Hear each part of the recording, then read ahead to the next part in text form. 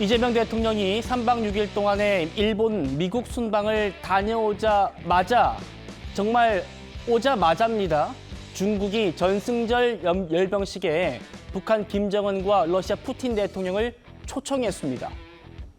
한미일 대 북중러 글로벌 안보 지형이 요동치고 있습니다.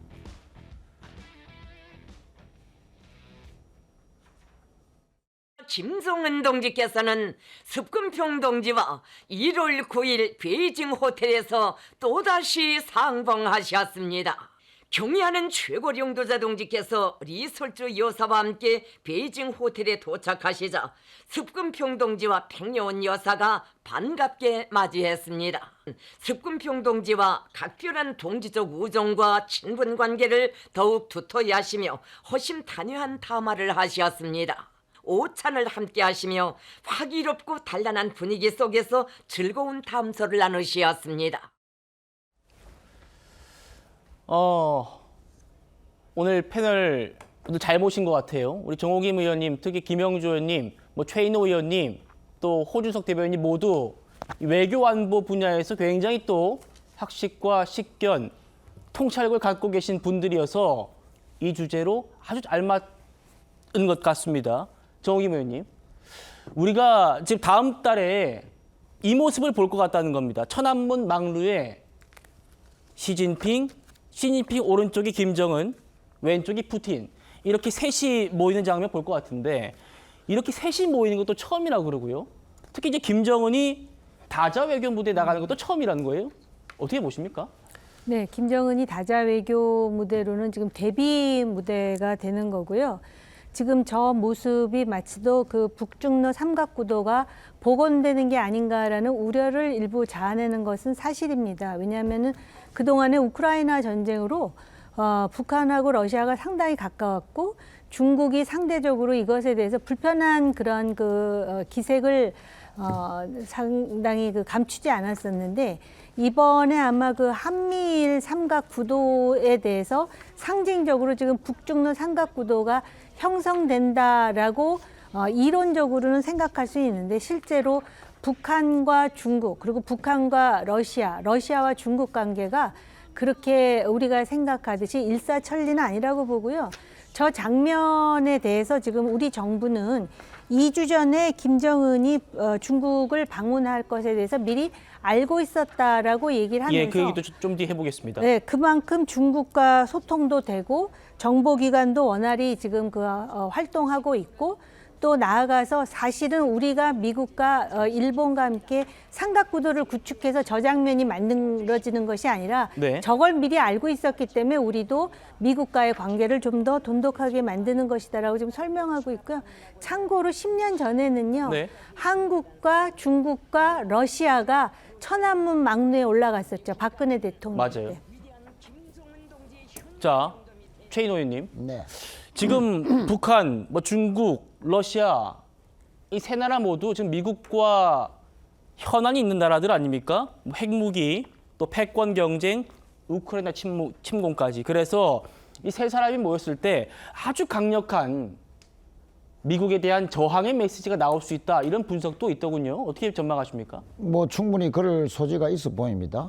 방금 말씀하셨듯이 각각의 북한은 핵 고도화 문제, 또 중국과는 패권 경쟁을 겨루는 나라로서의 또 미국, 또 트럼프 대통령, 또 그렇지만 푸틴도 우크라이나의 종전의 협상 대상이면서도 얼마 전에 또 트럼프 대통령과 만났지만 그러나 전통적으로 경쟁국가라는 그런 측면에서 봤을 때 이 북한과 중국, 러시아의 정상들이 모여서 일종의 미국의 트럼프를 견제하는 또 미국의 패권 국가의 재정립을 또 견제하는 그런 측면에서의 일종의 성명 같은 거 또는 그에 준하는 여러 가지 선언이 있을 가능성도 있다 이렇게 봐집니다. 네.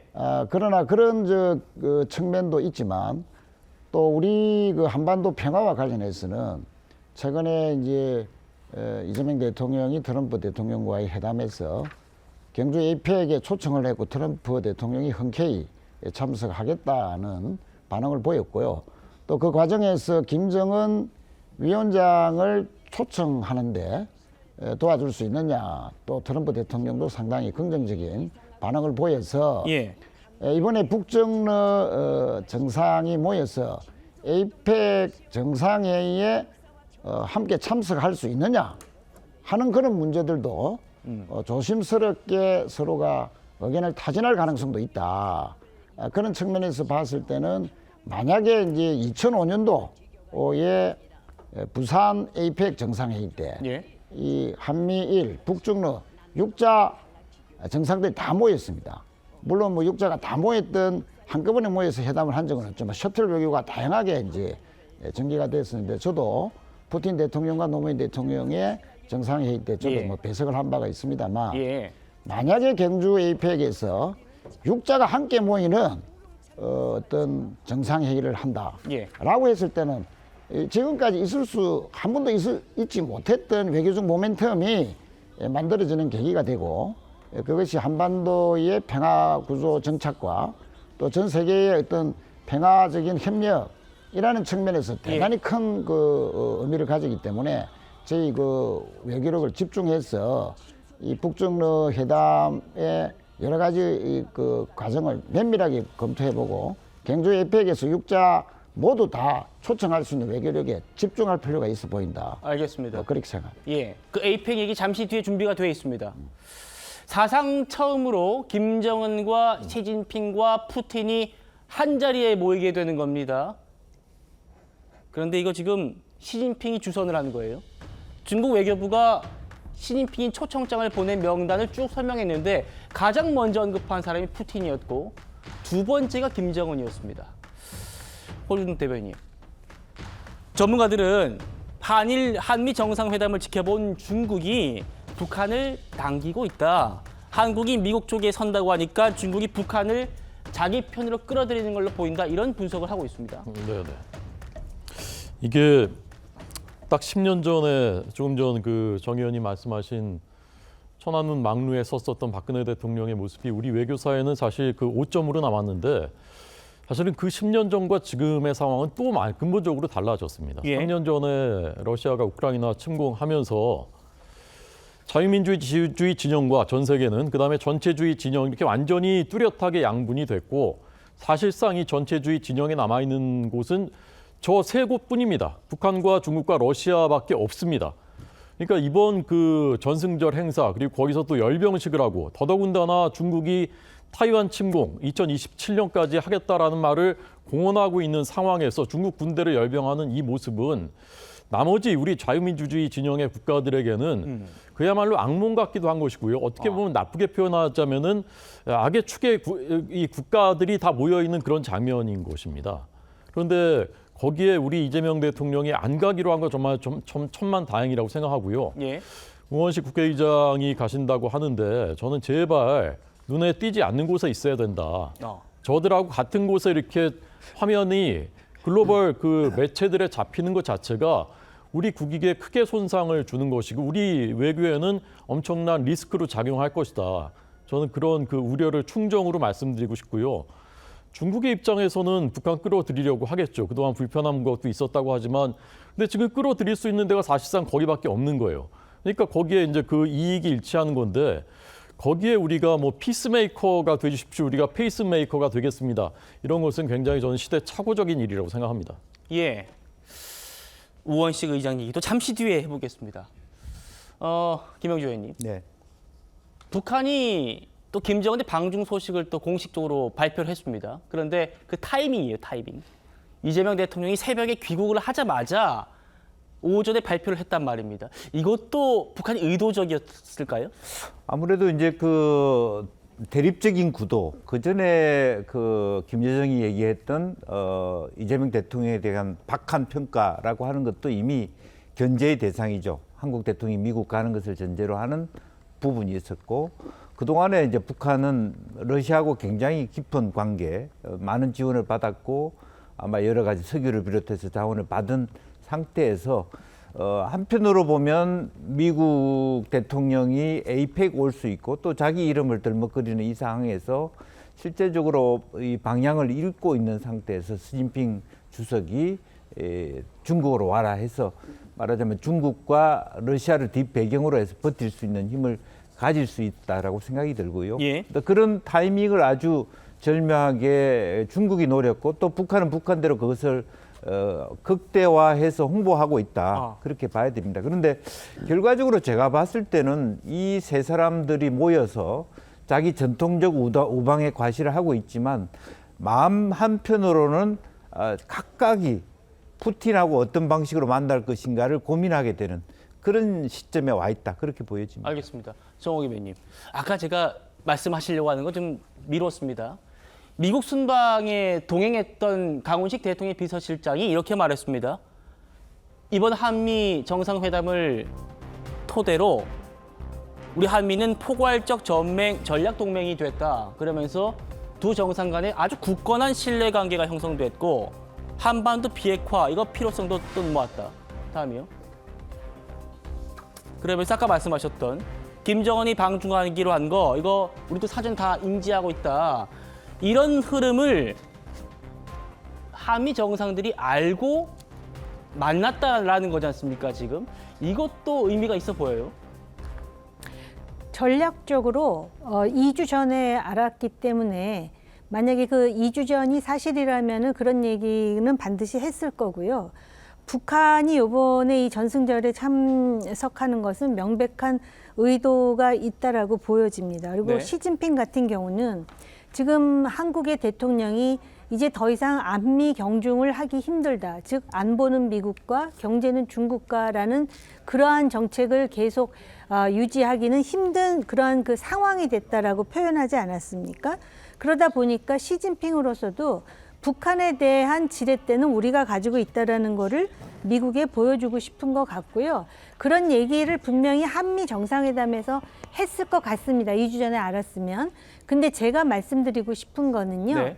지금 그렇다 그래가지고 아주 선이 분명한 북중러 한미일 구도가 완전히 고착화됐다라고 생각하고 전략을 이끌어가면은 그게 우리에게 그렇게 유리할 것 같지가 않고요. 트럼프 대통령의 속성으로 볼 때 일단 우크라이나와 관련해서 푸틴하고 대화를 할 수 있는 몇 안 되는 그 지도자 아니겠습니까? 그런데다가 미국과 중국 간의 관계가 관세 문제 등 굉장히 안 좋은 것 같아도 트럼프는 자기가 시진핑하고 개인적으로 대화가 가능해서 일기 때 마로라고의 초대까지 했다. 그러니까는 시진핑도 그렇고 김정은하고도 대화가 된다라는 걸 아주 자랑스럽게 생각하는 사람이기 때문에 예. 지금 이 상황에 대해서 우리가 일희일비할 게 아니라 전략적으로 지금 그 미국과의 관계에 있어서 하나의 라포는 형성이 됐는데 그 라포를 형성하는 과정에서 북한에 대한 비핵화를 어떻게 할 것인가에 대해 초점을 맞추는 그런 현실적인 대안을 찾아야 되리라 봅니다. 알겠습니다. 호 대변인 말씀 주셨습니다만 우리나라는 이재명 대통령이 직접 가지 않고요. 국가의전서열 2위죠. 우원식 국회의장이 참석합니다. 들어보시죠. 중국 정승절에 지금 참석하시죠? 네네네. 혹시 이때 좀 그 이재명 대통령의 어떤 특별한 미션이나 혹시 이런 걸 갖고 가시는 걸까요? 뭘까요? 아니 그렇진 않고요. 그건 아니고요. 지금 뭐 전승절이라고 하는 게 중국의 큰 행사고, 그렇죠. 또 지금 우리한테 중국은 매우 중요한 그 한중 우호 증진을 필요를 통해서 중국과의 관계를 잘 또 풀어나가야 되잖아요. 이재명 대통령이 일본, 미국을 거쳐서 이렇게 큰 성과를 내고 있는데 또 다른 한편에서 중국도 우리가 그냥 무시한다거나 이럴 수 있는 상대가 아니고 바로 그 경계를 같이 두고 있는 오랜 역사 속에서 얽혀져 있는 나라이기 때문에 관계를 잘 풀어가야 된다 이렇게 생각을 해서 가기로 한 거죠.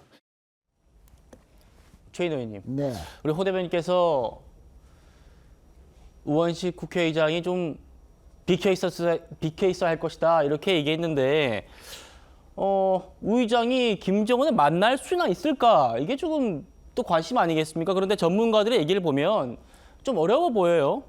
박원균 교수 아마 동선 다 분리할 거다. 김정은, 시진핑, 푸틴 근처로 우원식 의장이 못 가게 할 거다. 오경섭 통일연구원 선임연구위원도 우 의장이 3정상과 가까운 자리에서 함께 서긴 어려울 거다 이렇게 얘기하고 있고요. 우리 정부 소식통도 이 의미 있는 접촉 가능성은 매우 낮다. 왜냐하면 행정부 정상들이랑 국회의장은 좀 분야와 좀 급이 좀 다르기 때문에. 그럼 아까 말씀하신 이 에이펙 초청장 주기가 좀 쉽진 않아 보입니다.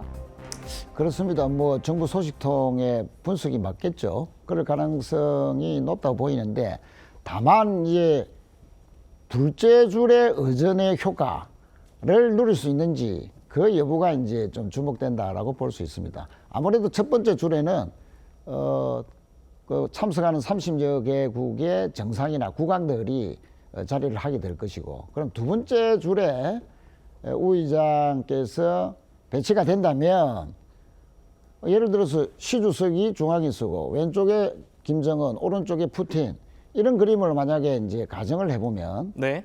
둘째 줄이지만 만약 김정은 바로 뒤편에 우 의장이 앉게 된다라는 것을 이제 가정을 해보면 자연스럽게 착석과 또 이제 퇴장할 때의 그 과정에서 짧게나마 대화를 주고받을 수 있는 가능성은 있을 수 있다 이렇게 봐지고요. 그런 의미에서 이제 둘째 줄의 의전 효과를 과연 이제 이번에 보여줄 수 있을지 그 부분이 이제 주목되는 대목인데, 만약에 그에 대비해서 정부나 특히 이제 우원식 국회의장은 짧은 대화가 가능했을 때 어떤 그 메시지를 전달할 수 있고 또 그에 대한 김정은 위원장의 반응이 어떠한지에 대해서 상당히 여러 가지 가능성에 대비해서 준비를 하지 않겠나 이렇게 봐지고, 저는 뭐 가급적이면 짧지만 그런 메시지, 특히 경주 에이펙에서 초청할 수 있다 하는 그런 메시지가 전달이 되고 김정은의 어떤 반응이 있으면 여러 가지로 이후에 경주 에이펙에 대한 뭐 육자 회담 또는 김정은의 경주 회담 방문의 가능성까지도 엿볼 수 있는 그런 계기가 되지 않을까 이렇게 생각합니다. 알겠습니다. 뭐 김정은은 못 보더라도 시진핑이 우리를 초청했기 때문에 우원식 의장이 시진핑은 또 만날 기회가 있지 않겠습니까? 그때를 대비해서 10월 말에 우리 경주에서 열리는 에이펙 정상회의 초청장은 갖고 간답니다. 들어보시죠. Do you plan to attend APEC summit? I think I'm going for a trade meeting to South Korea pretty soon. You're hosting a trade meeting, so I can sneak away from that trade meeting and we'll go and do something for the president if he'd like me to do that, okay? But so we'll be going there fairly soon. If you attend, then it's a good chance to meet up Kim Jong-un again or maybe Xi Jinping. Then how do you think of it? You mean set them up together? Yes. That'd be interesting. Whatever I can do having to do with South Korea and getting people together, you should get together, right? 이재명 대통령은 트럼프 대통령을 경주 에이펙에 초청했고, 가능하다면 북한 김정은 국무위원장과의 만남도 추진해보자고 권했습니다. 호 대변인님. 네. 이 한국, 미국, 북한, 중국 이 네 정상이 만날 수는 있을까? 상상도 안 해봤는데 지금 뭐 가능성이 아주 없진 않다는 얘기도 있고요. 어떻게 전망하십니까? 저는 경주 에이펙에 김정은 위원장이 오는 거 반대입니다. 반대요? 안 와야 된다고 생각합니다. 우리가 삼수 끝에 그렇게 어렵게 개최했었던 2018년 평창 올림픽 때 김여정 등의 일행이 오면서 마치 이제 주객이 전도된 것처럼 그들이 주인공인 것처럼 막 떠들썩했었습니다. 그런데 그 결과가 어떻게 됐습니까? 뭐가 좋아졌습니까? 북한의 도발이 그쳤습니까? 아니면 핵 개발이 멈췄습니까? 아니면 남북 간의 어떤 그 이후의 의미 있는 교류가 이루어졌습니까? 그런데 이번에 경주 에이펙은 우리가 광복 80주년에 이 위대한 성취를 이룬 대한민국이 호스트가 돼서 세계 각국들, 선진국들을 다 초청하는 그런 빛나는 자리인데 거기에 김정은, 트럼프가 주인공이 된다면 그게 누구를 위한 것입니까? 김정은, 트럼프가 그 쇼를, 이벤트를 그렇게 많이 했었는데 그게 결과적으로 우리 한반도의 평화에 그리고 비핵화에 어떤 도움을 줬었습니까? 문재인 대통령이 운전자론을 주창을 했었는데 우리가 운전해서 가겠다라고 했는데 실질적으로는 사실은 솔직하게 표현하면 운전기사 역할밖에 못했습니다. 판문점에서 트럼프가 김정은 만날 때 띄워주지도 않겠다는 것을 잠깐 가서 몇 분만이라도 하겠다, 마치 가이드처럼 그런 역할을 했었다라는 것이 그 당시에 맥마스터 안보보좌관 회고록에 다 공개가 돼버렸습니다. 그런데 똑같이 또 그런 일을 지금 하겠다는 것입니까? 예. 김정은은 지금 우리한테 이재명 대통령한테 허망한 객분 꾸지 말라. 우린 당신들과 상대도 안 하겠다. 이런 것이지 않습니까? 그런데 왜 우리가 그 자리에 거기서 두 사람이 만나서 거기서 어떤 결과를 낸다고 하는데 그게 우리 국익에 어떤 도움이 됩니까? 핵 동결, 뭐 ICBM 개발 중단 이것은 미국의 국익에는 도움이 될지 몰라도 이미 100기 이상의 핵탄두 다 만들어 놨는데 핵 동결하면 우리는 계속 그 핵을 머리에 지고 살아야 되는데 우리한테는 아무런 사실 도움도 되지 않는 것이거든요. 저는 있어서는 안 되는 일이라고 생각합니다. 알겠습니다. 우리 양옆에 계신 최인호 의원님과 호준석 대변인의 아주 이 극명한 의견 차이를 볼 수 있었습니다. 역사적인 이 4자 회담 열려야 한다. 김정은 오면 안 된다. 여러분 어떻게 생각하십니까? 자, 이 북한과 러시아의 중국 전승절 참석이 확정된 상황에서 한미는 지난 18일부터 열렸던 한미 연합 연습의 그 훈련 장면을 공개했습니다.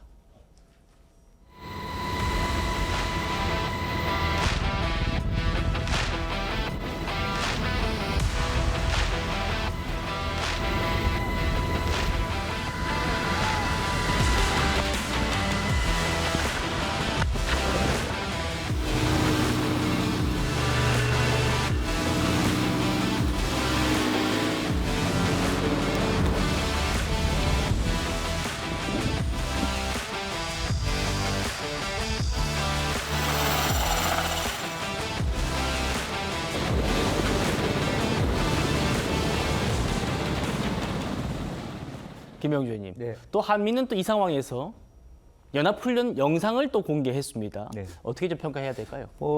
이 영상의 공개를 통해서 한미 동맹이 굳건해지고 더욱더 미래지향적으로 간다라고 하는 우리 정부 입장 그리고 또 비서실장의 입장을 증명해주고 있다라고 생각이 들고요.